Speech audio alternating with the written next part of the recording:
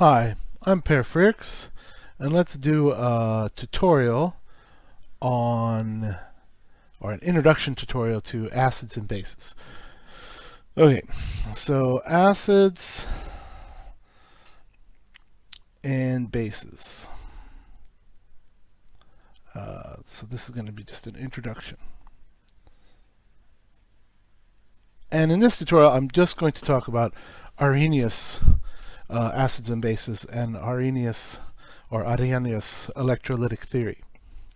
So Arrhenius, his name was Svante, for those of you who are interested, had a general electrolytic theory. So he actually was the person who first introduced the idea that there are things called ions and that they exist as free-floating, independent objects in solutions. So he had an electrolytic theory. And this electrolytic theory had to do with dissociated ions. So here's the idea, and this is what you observe basically, right? If you take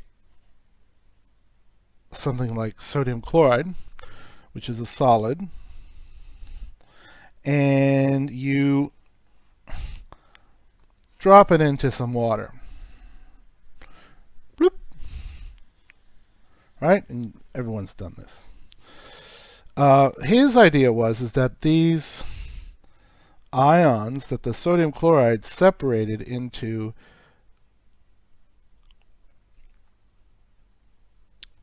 positive and negative ions when they got into the water.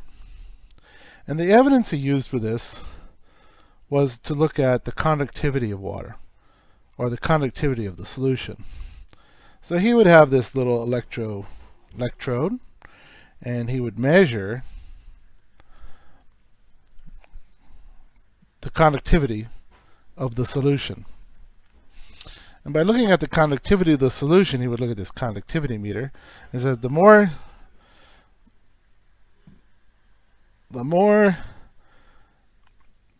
dissociated the ions, all right, the better the conductivity of the mixture, or solution in this case. So he proposed then that any substance that increases the conductivity of water is an electrolyte.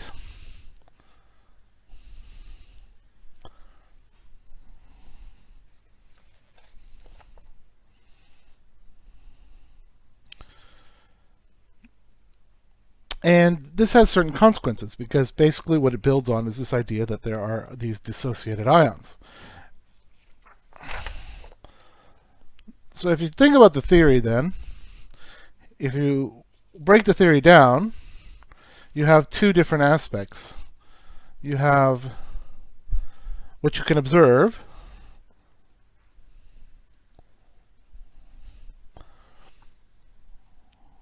talking about electrolytes,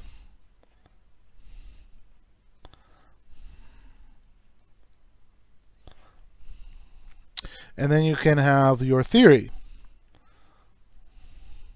which is your explanation.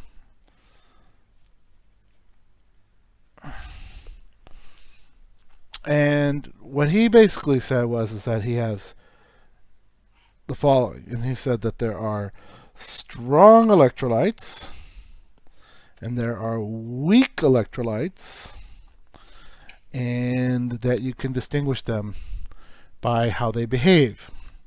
So if you look at and observe what you can observe, the conductivity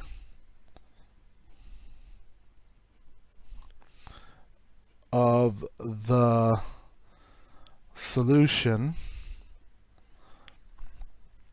is proportional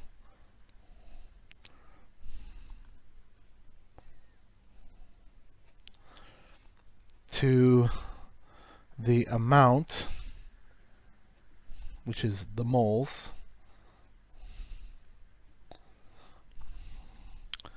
of substance, which is the electrolyte,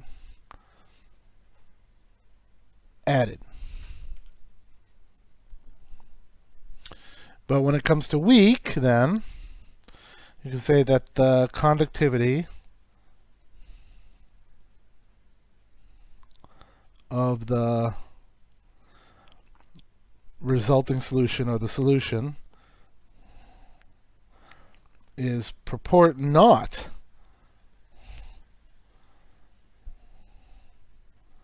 proportional to the amount, again mole, of substance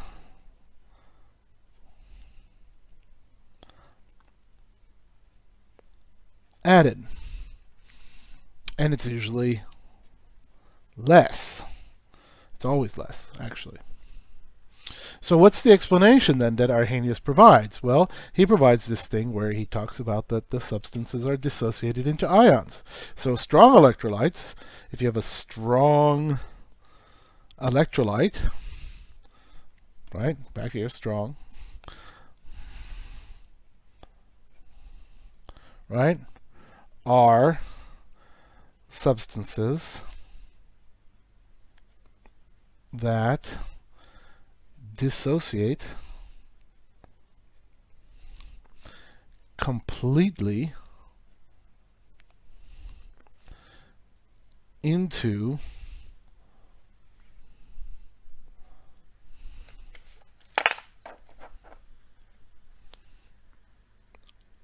ions when added to water. And then this goes back to the conductivity. He explains the conductivity with ions, and he explains the strength with their dissociation. Fair enough. And then he looks at weak electrolytes are substances that do not dissociate completely into ions when added to water. Which is fair enough. So that's basically how he divides up the explaining the observed data about the conductivity of different solutions. He explains the conductivity of different solutions using his electrolytic theory. This is his explanation. Remember that observation and theory are not always the same. In fact, they're very rarely the same. What you observe can be explained, but it may not be entirely intuitive. Hopefully, usually it is. Good theories are. Okay, so when it comes to acids and bases, then, acids and bases are just, in Arrhenius' case, so when it comes to Arrhenius, then, acids and bases are just special cases of electrolytes.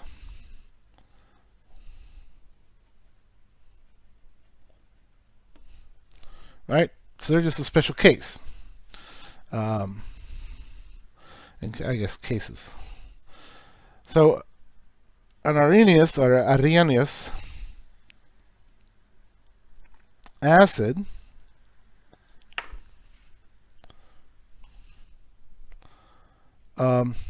is basically a substance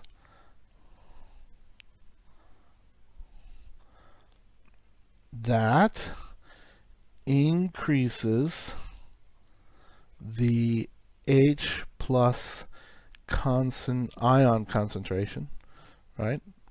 Ion concentration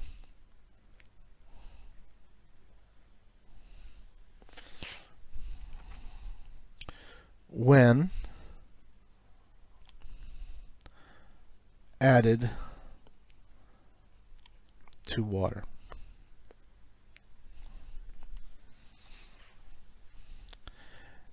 All right, and a base for Arrhenius is then a substance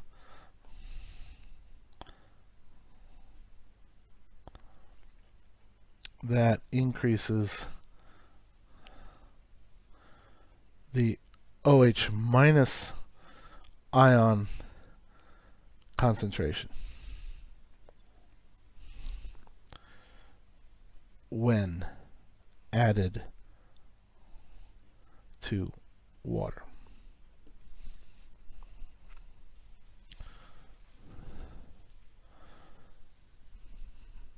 So we can take a look at a typical acid. Typical acid then. The typical acid then would be something like hydrochloric acid, which is hydrogen chloride, which is a gas.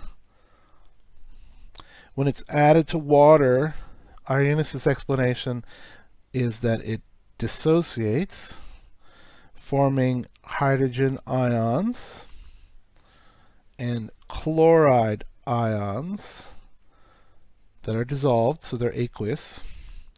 And so here you go. You add HCl, and you get more H plus in the solution. Now, it turns out that hydrogen chloride is a gas, so you would have to take it with a hose, and you bubble it right through the water, and most of it dissolves or stays in the water because it's dissolving, but a lot of it actually still also escapes as HCl gas. Again, it's not 100% soluble. You can only have about 37% or something like that. Okay, now a typical base will be sodium hydroxide, which is a solid, which when you put it in water forms sodium plus ions, aqueous, plus OH minus. And again, here you have the minimum requirement, or the requirement that Arrhenius makes, right? That it increases the OH minus concentration. So does it increase the OH minus concentration and put it in? Yes. So this is a typical Arrhenius base and a typical Arrhenius acid. And you can see them out actually. Okay. Now, once he defined this, then we have to make a little description here, because it's really important that we can distinguish between two really important concepts when it comes to acids and bases. And one of them is then acid-base strength,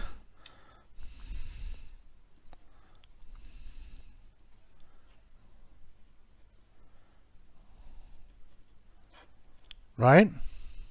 Which comes from the electrolytic theory. And then you have acid or base concentration, which is stoichiometric. Or, the theory of solutions.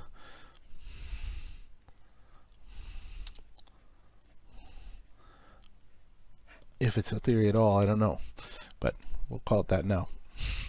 So a strong acid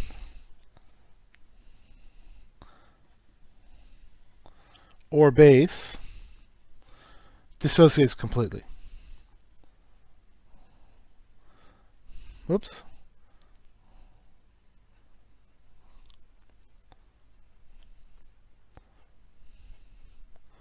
In water.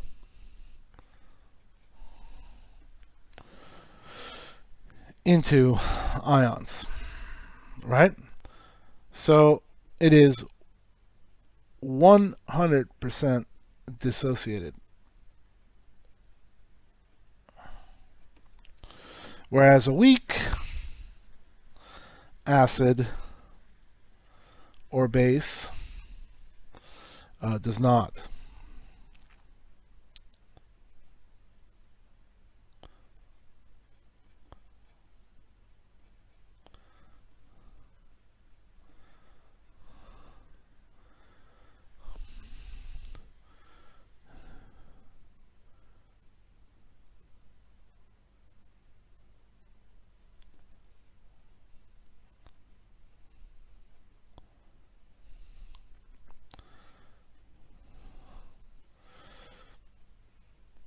Okay, so it does not completely dissociate into ions in water. So it's less than 100% dissociated. So a strong acid, the H plus concentration, there's another definition for this, of course. There's always several definitions. So what you actually observe, this is the theory, right? This is the electrolytic theory. The observation that you make with an acid is that for a strong acid, let's just use that example only. So if you observe this, you would say that the H plus ion concentration increases proportionally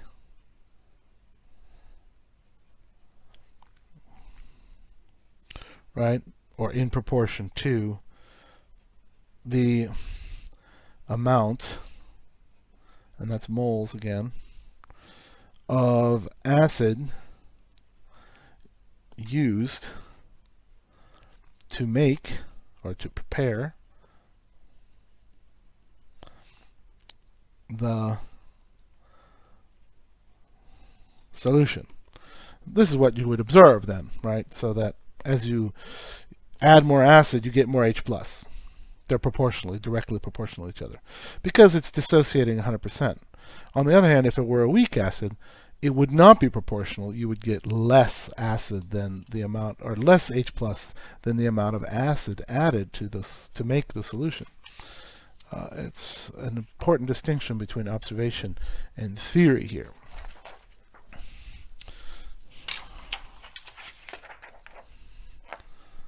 So that leaves us with the last little concept that we have to do, which is then the concentration. Now, because sometimes it's easy to say that you make an equivalence between concentration and strong. You can't make that. There is no equivalence between concentration and strong.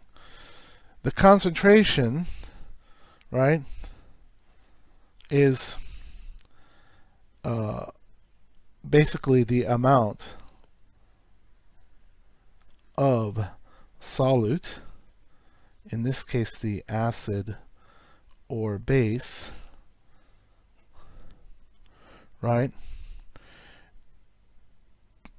divided by the volume.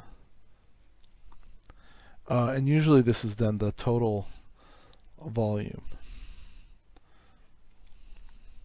So concentration is measured in terms of basically mole per some unit of volume, usually liters. On the other hand, it can be measured in percent volume and stuff like that too. That's another discussion. So here we have a difference in the properties, right? You have something called an extensive property,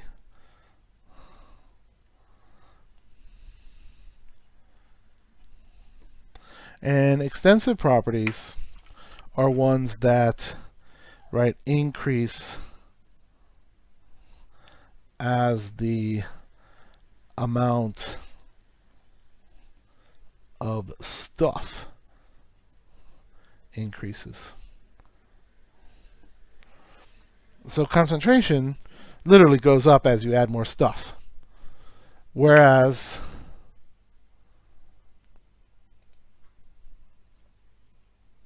if you look at an intensive property,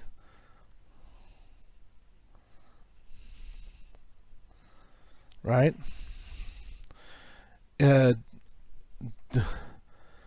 does not change with amount. So concentration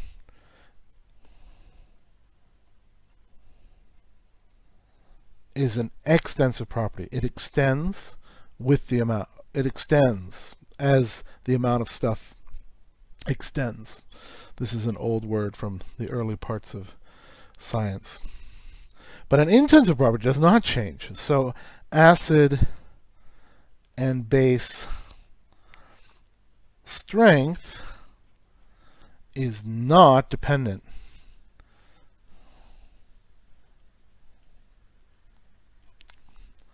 on the amount.